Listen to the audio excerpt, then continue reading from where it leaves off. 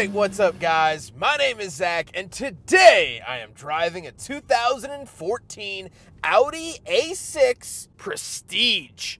Up front is a 3.0-liter supercharged V6, and down below is an 8-speed automatic transmission. Now, I am super excited to be driving this A6 for a couple of reasons. First of all, I've been driving a lot of Audi products here on the channel as of recent, and so I'm always excited to expand my knowledge on a brand that I'm familiar with, but maybe not as thorough as other brands, so I'm excited to be behind the wheel of another Audi. But the second reason is the fact that this is supercharged, and I think that this is a very, very good era of Audi, and I'm excited to share with you why that is. But if you'd like to submit your own vehicle and have it reviewed here on the channel, you can head on over to my website, zackpradel.com/submit.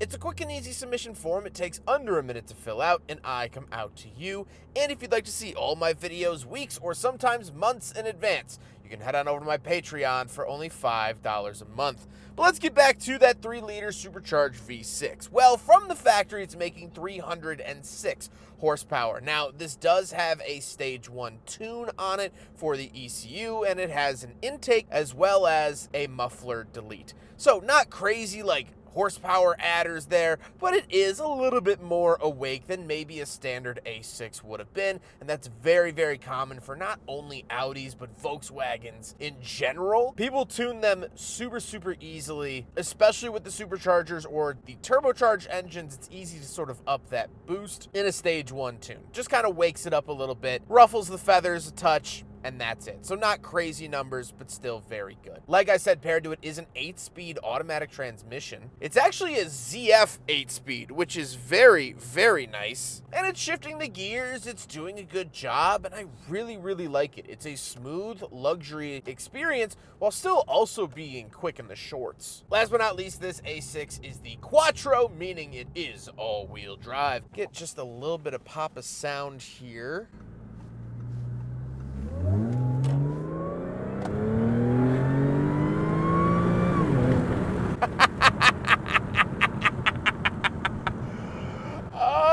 Supercharger whine. Yes! Yes! Yes! That is the only whine I like. Oh. That is so intoxicatingly good. It's just, we'll talk about this more with the final thoughts, but it sounds like an angry tiger under the hood. I love that. I love supercharger whine so much. This car has a ton of it because of that intake. The intake really just opens up the noise and takes some of the baffles out so you can hear that supercharger, and that is such a special feeling.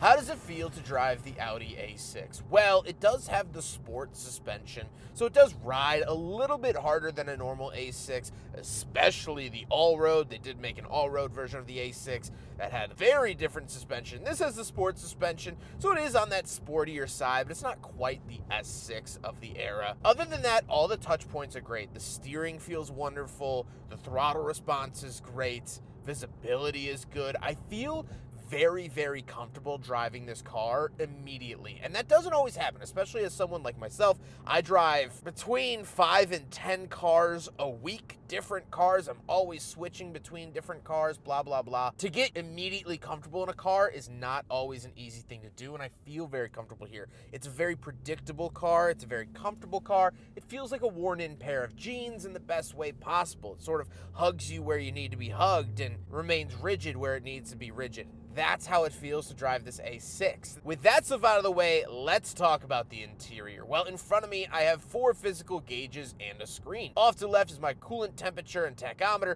off to the right, speedometer and fuel, and in the center, we get that screen that you can swap around. 2014, this is pretty nice to have a screen in the gauge cluster. Wasn't really fully in every single car like it is today, so definitely a nice feature and a luxurious feature for 2014. On the steering wheel on the left, we do have our selector for that gauge cluster screen, as well as some selectable options. And off to the right, we have our navigation, voice commands, and volume. To the left of the steering wheel, we have our climate control vent and our headlight switches. And moving on to the door, we have our blind spot monitoring on and off. Interesting that you actually get the choice to turn this on and off up on the A-pillar. I haven't seen it in that location before. But then we do have our memory seat options, lock and unlock, power and heated mirrors, power windows, trunk release down below, and our Bose speaker. Moving into the center, we do have our infotainment display. It's not wonderful, but again, this is pre-Apple CarPlay. This is pre-awakening almost of infotainment systems. So it's not really anything special. It was new-ish to have a screen in the car at all. So it works, but it's a little behind the times. And when I say a little behind the times, I mean it's a lot of it behind the times. However, you do get a backup camera, which again was a luxury feature in 2014 instead of a mandate like it is post 2018. Then we do have two climate control vents with the hazard switch, but off to the left, we have a little button that will actually remove the infotainment display, and I think that this actually looks a lot better, and it just looks like this aged way more gracefully than with the multimedia center. That is kind of interesting, and I really like that. It's almost future-proofing it a little bit. Plus, once you select your song, you can put it away, and it's a more driver-oriented experience. Down below that, we do have our CD player, as well as our auto start-stop on and off, parking sensors, and traction control off. Then we get our climate controls. So, dual-zone climate, very, very nice to see that. We also get heated and ventilated seats. Auto, things like that, lovely. I love how concise this whole area is. It's not taking up 2/4 of the interior, so I like it. We do have a little openable cubby as well. Then we have the shifter, power parking brake off to the left, a number pad, very, very outdated here. Start stop off to the right, volume and skip track to the right as well, and then we have our media command joystick. So this is actually how you use the infotainment. It's a little clunky. The actual tactile feedback of the switch and dial feels good, but the overall experience is a little clunky. Again, to be expected, but it is what it is. Then we have openable cup holders, so we will do a big freaking bottle test here in the Audi A6, and unfortunately fails. I wasn't really expecting it to pass, but these are still decent-sized cup holders, so I think they do the job well enough. Then we get a center console and the seats. As you can see with the rest of the interior, it has these tan accents in the interior. I think it looks great. It definitely livens up the interior and just doesn't make it feel like a cave. I often feel like when cars are black on black on black on black, it just makes the car so dark, especially on overcast days. So this interior really lightens it up. That is helped out, of course, by the sunroof as well. But the seats have been comfortable, heated, ventilated, power, and memory. Anything I could really want from a modern seat. However, speaking of seats, we do have back seats. So let's go do a back seat review. All right, getting in the back of the Audi A6. Now, this isn't the longest wheelbase car they made. They still made the A8 up above it.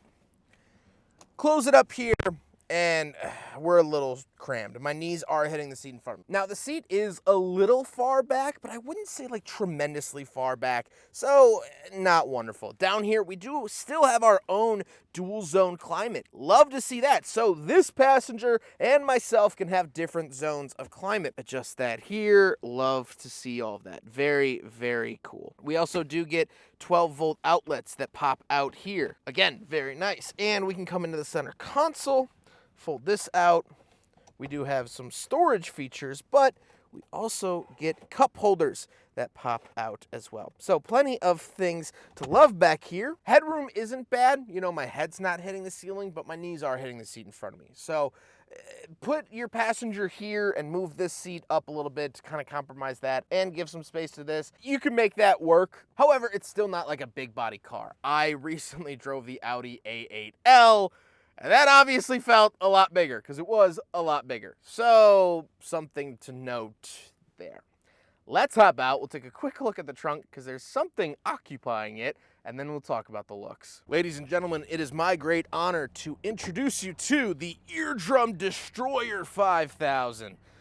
Yeah, the owner put some giant speakers in the trunk that I would have to imagine will shake the neighborhood to pieces. But that is the trunk. You have trunk space in the A6 to accommodate giant subs, so that is very, very cool, but that's what you get here in the back of this particular A6, which I love. You know, I'm a big fan of bass myself, so I'm sure I'll rattle my fillings out of my head by the time this video's over. Now we gotta talk about the looks, and I don't think it's anything crazy. I don't think it's really, you know, anything too special. However, I will say this era of Audi looks very good. This era isn't like overly gaudy. It's not in your face. It's not super blingy. It's not like relying on crazy little features to look good. I think the design is simple enough, but also complex enough to look good, but not grab your attention like a screaming baby on an airplane. They're refined, they look good, and this is just one of my favorite eras. So let's get on to my final thoughts. What do I think driving the Audi A6? Well, a couple of things. First of all, the only real downsides of this car is that infotainment. If I were to buy this car today and drive it today as my daily driver, that infotainment would be a pretty big downside. But you can't really blame the car for that. That was like very cool technology 12 years ago. So I'm not going to say that's a downside. I'm just saying if you are planning on buying an A6 in the next couple weeks or months, that is something you're going to want to think about. I'm sure they make dongles that could give it Apple CarPlay or Bluetooth, whatever. I'm in love with that supercharger whine. If you have one of these, please put an intake on it so you can hear that whine all the time, at least if you're like me.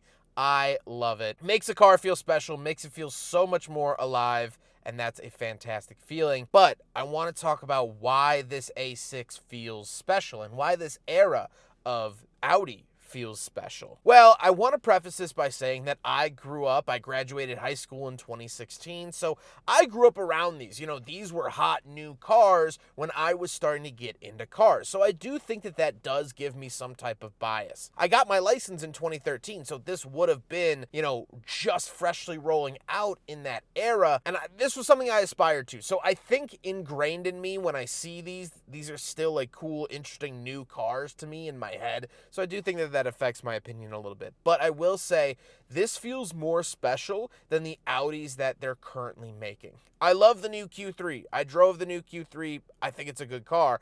It didn't feel special. It didn't feel unique. And when Audi was using supercharged engines, that felt unique. That felt special because cars these days have turbochargers. The Chevy Trax has a turbocharger. Little Suzukis have turbocharged engines. To say that your car is a turbo now, and even 12 years ago, it's not a big flex. A lot of cars use turbochargers. The EcoBoost engines kind of normalized turbocharging in normal everyday cars. That's not very special. But not many cars use superchargers, and there's very few non-special cars that use a supercharger. And this was, for all intents and purposes, honestly, a non-special car because there was the S6 above it that got the twin-turbo V8.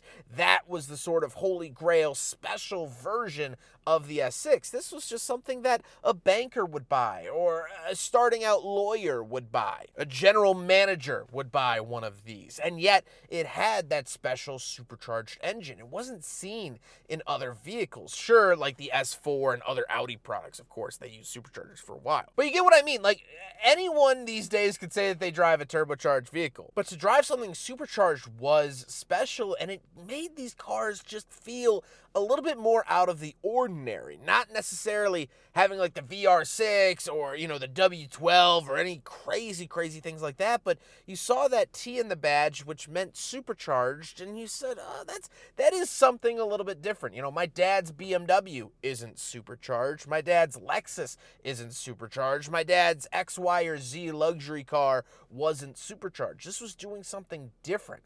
And I think when they switched these to turbocharged, because they still make this engine, I just drove it in the new Audi A8, same engine, but now it's turbocharged, I cared less. It just wasn't as interesting to me because everything's turbocharged. So now driving this is special, and that's a really cool feeling. I hope you guys enjoyed the video. Huge thank you to Parker for letting me borrow his Audi A6 for today's video. It's been absolutely wonderful to work with. I also filmed his diesel Jetta and his BMW X5, so you know he's a German car fan, and you'll love to see it. I appreciate him letting me drive this Audi A6 here today. But I hope you guys enjoyed the video. Don't forget to rate the video, comment on the video, and subscribe if you really liked it. Take care, guys.